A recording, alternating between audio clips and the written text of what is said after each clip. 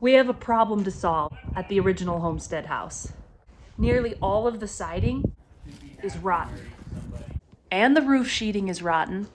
And the trusses are rotten. Now that's not too surprising since this was all put up in the 1800s. But instead of buying a solution, we're gonna make one.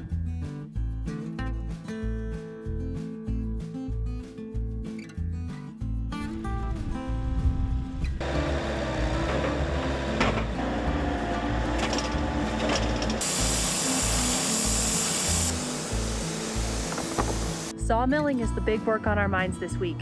All those trees Robbie's been harvesting from the forest, they're headed through this mill.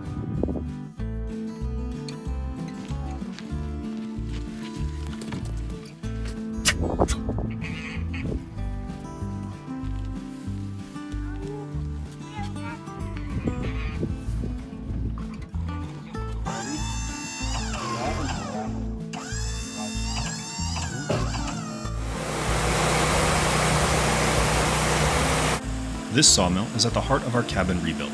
It's perfect for the project at hand. Our big project right now, this cabin. All these boards we are making are destined to rebuild this 1889 homestead house. We came out here at the start of the winter with a metal detector and a plan to dig up some answers about this cabin's past.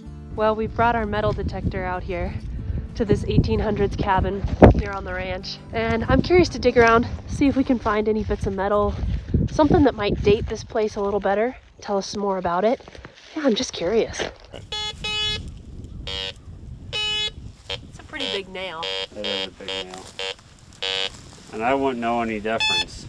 It's gonna be like Joe Dirt, you're gonna hit it with a pickaxe and just go flying everywhere. Is it a pipe? Something. Yeah, it's metal something. Oh. A dinosaur bone. It's a dinosaur turd. Woo! Look. It's a piece of pipe. Cast iron pipe.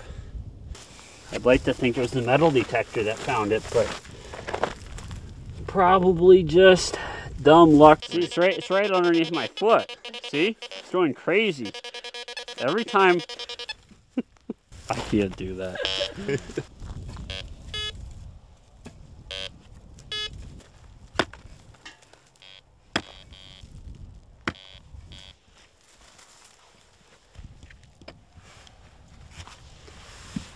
That's something.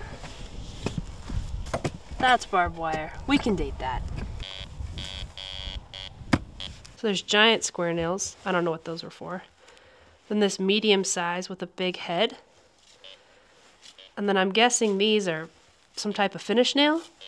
So they have a tiny, almost non-existent head and a square body. I think we have to do some investigation on. I bet real detectorists are like, yeah, when the ground freezes, it just all sounds the same. Yeah. Idiots. All right, well, we found a few nails and things that help date this cabin, but honestly, the ground's frozen. We got to come back in the spring, try to film some stuff, maybe find one of our friends who knows what they're doing. It has become too cold for some jobs here on the ranch, but for logging and sawmilling, this weather is ideal. Today we dive into the piles of trees Robbie has cut down and we turn them into the raw materials for a house.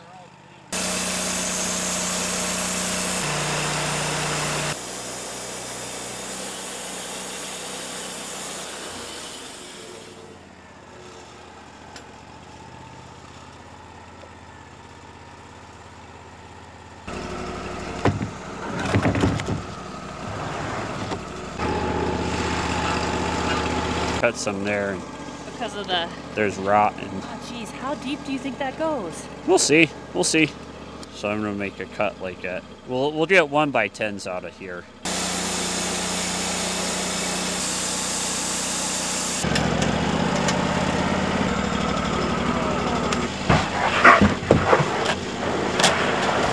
Okay, you guys have to see this piece of pine. This is probably one of the clearest cuts of lumber we've had this whole time. There are no knots in this whole piece.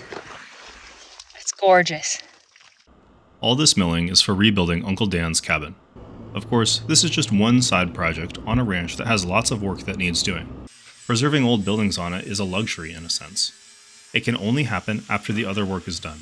Winter is the time to get the tractors ready for planting in spring. Animals need extra feeding, odd jobs need doing. This isn't a giant range, but it is a productive one that has to earn a living for the family. So we only just started demo on Uncle Dan's last week. We want to be able to preserve any of the good parts that are there, but we also want this thing to last at least another 100 years.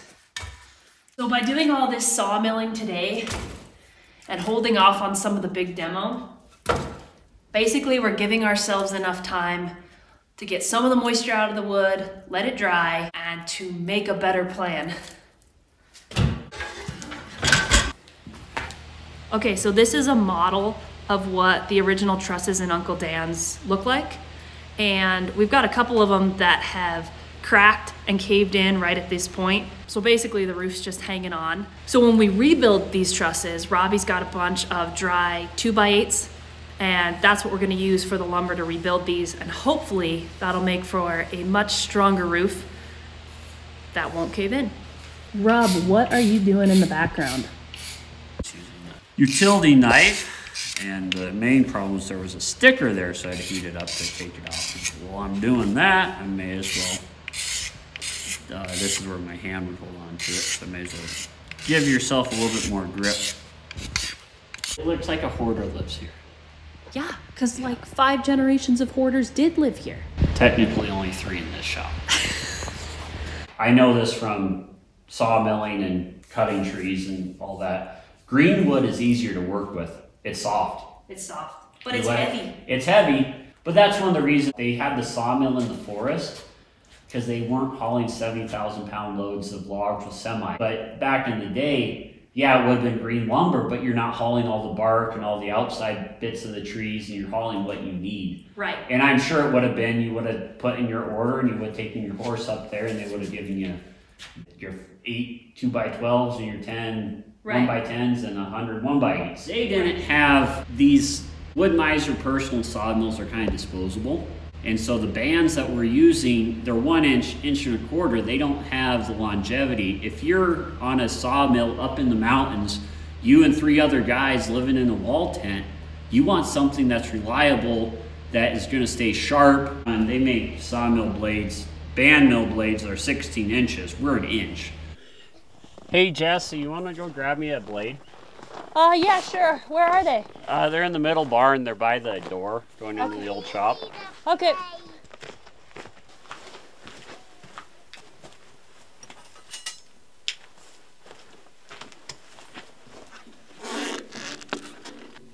But because the blade has stretched some, you have to go far past where it needs to be.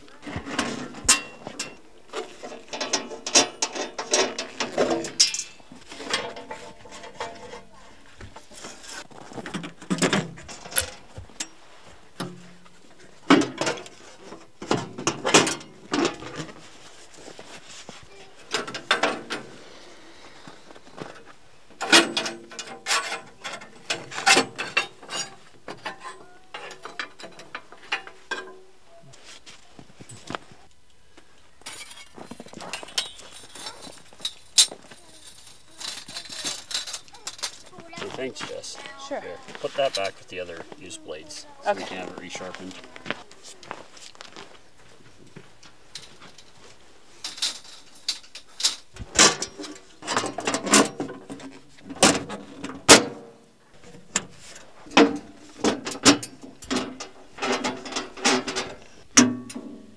The last one is often easy to forget until you turn on the saw and you see it hanging there.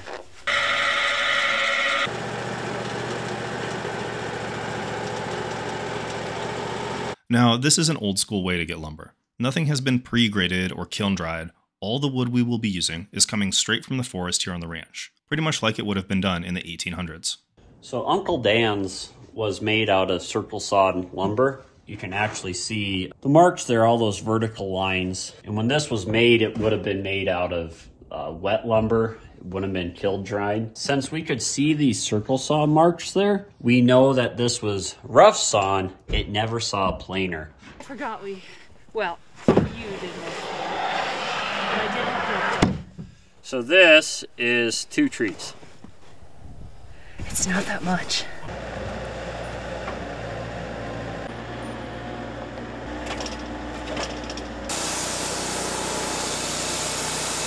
Cut this off here, and we're gonna make this bottom half into stickers. It's about 80 inches long, I think, so there should be 2 sets of 40-inch one-bys, as much as we can get. Rotate them 90 degrees and cut them about 2 inches wide, 1.5 inches wide.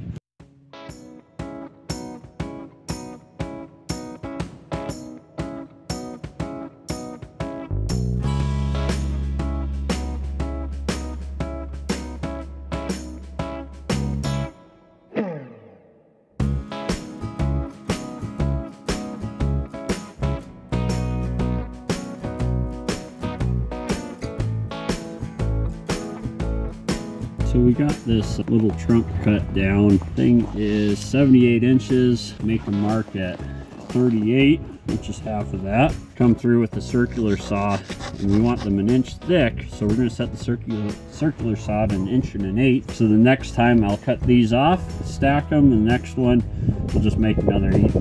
I'll leave that marked, and so I only have to measure once on them.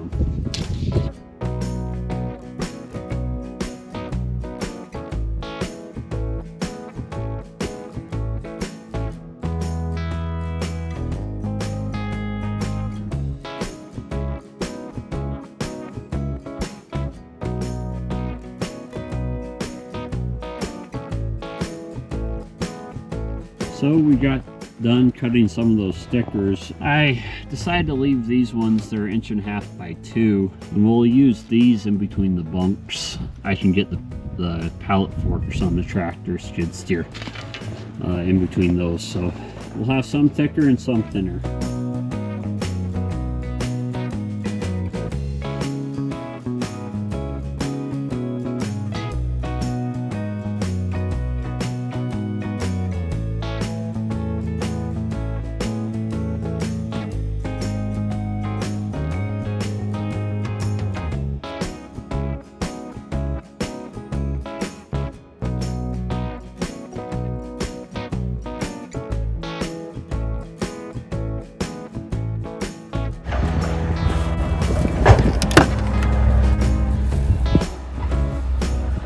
Alright, so I've got to take this pickup up to the upper barn so we can hook it up to the old lumber and stack and sticker some of the new lumber. So let's get this thing going.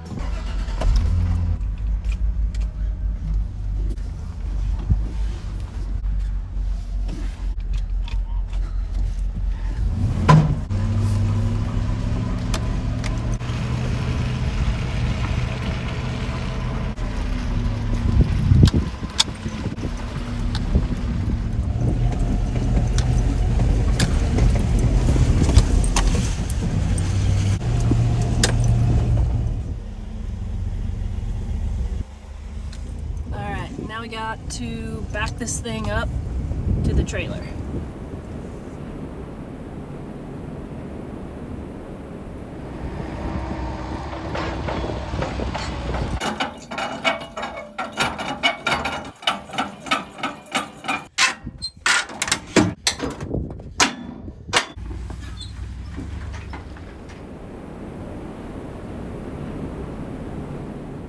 To bring Uncle Dan's homestead house back from the brink of death, there are lots of different types of boards and beams that need to be milled. The foundation is going to require large beams that will rest on dry stacked stones. We'll need thick stock for making floor joists, and lots of true 1-inch boards to match the original horizontal cladding. The goal here is not a proper restoration like the professionals do. Those are amazing, and often the very best way to save an old house, where every board and stitch of original material is painstakingly preserved. But that's not our aim for this project. Here we want to try a more from-the-land approach. This is a true rebuild. We want the house to feel like what it would have felt like when it was new and fresh. We will be precise where we need to be and give ourselves the grace to embrace the historical wherever possible. Remember, we aren't looking for perfect. We're looking for historical. The trick with this project is knowing when to improve the old architecture and methods, and knowing when to reverently copy them. And that's a somewhat hazy line. If you think we're doing it wrong, by all means, let us know. We aren't experts, just a group that brings together a jack-of-all-trades sort of skills. We know just enough to get ourselves into trouble. Go on! geese are mad today. So once we finish all this sawmilling, then we start in on the salvage and reconstruction phase. And that's one of the tough parts. That's the moment where we decide what we're gonna save from the old Uncle Dan's and what we just have to say goodbye to. And there's just pieces that aren't stable enough to keep. We're gonna have to send them to the burn pile. But honestly, I am not looking forward to that part. I wish I could save every piece of it. Some say the world will end in fire, some say in ice. From what I've tasted of desire, I hold that those who favor fire. But if I had to perish twice, I think I know enough of hate to say that for destruction, ice is also great and would suffice. If history is your thing, click the video above to catch the first episode in this 1889 project series. If chainsaws, logging, and getting out in the forest excite you, click the bottom video. We have lots more where those came from, so subscribe and stick around.